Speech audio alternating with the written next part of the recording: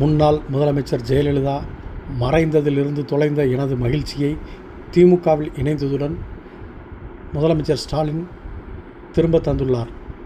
சின்னமனூரில் திமுக பிரச்சார கூட்டத்தில் 23ஆம் தேதி பகல் 12 மணி அளவில் முன்னாள் முதலமைச்சர் OPS பேச்சு. தேனி மாவட்டம் சின்னமனூரில் திமுக சார்பில் தமிழ்நாடு தலைகுனியாது என்ற தலைப்பில் பிரச்சார கூட்டம் நடந்தது. இந்த கூட்டத்தில் கம்பம் MLA ராமகிருஷ்ணன், ஆண்டிப்பட்டி MLA மகாராஜன், ரவீந்திரநாத் மற்றும் திமுக நிர்வாகிகள் என ஏராளமானோர் கலந்து கொண்டனர். பின் நிகழ்ச்சியில் பேசிய முன்னாள் முதலமைச்சர் பன்னீர்செல்வம், ஜெயலலிதா மறைந்ததில் இருந்து கடந்த மாதம் 26ஆம் தேதி வரை எனது மகிழ்ச்சியை நான் தொலைந்திருந்தேன். தற்போது திமுகவில் இணைந்து மீண்டும் முதலமைச்சர் ஸ்டாலின் அந்த மகிழ்ச்சியை எனக்கு திரும்பி தந்துள்ளார். நான் ஒரு தொண்டனாக மட்டுமே திமுகவில் இணைந்துள்ளேன். சட்டமன்றத்தில் எதிர்க்கட்சிகள் எழுப்பும் அனைத்து கேள்விகளுக்கும் பதில் சொல்லக்கூடிய முதலமைச்சராகத்தான் ஸ்டாலின் இருந்து வந்தார்.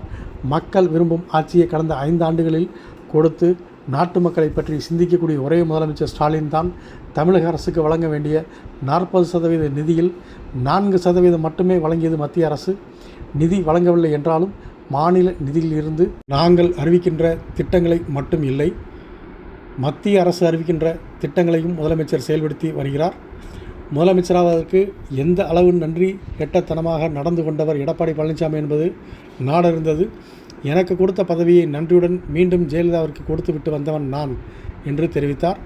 மேலும் 9 கோள்களில் முதன்மையான கோள் உதயசூரியன். அந்த உதயசூரியன் தான் வெற்றி சின்னம் நமக்கு கிடைத்திருக்கிறது. அதனை வெற்றி பெற வைக்க வேண்டும் என திமுக நிர்வாகிகள் மத்தியில் எழுச்சியுரையாற்றினார்.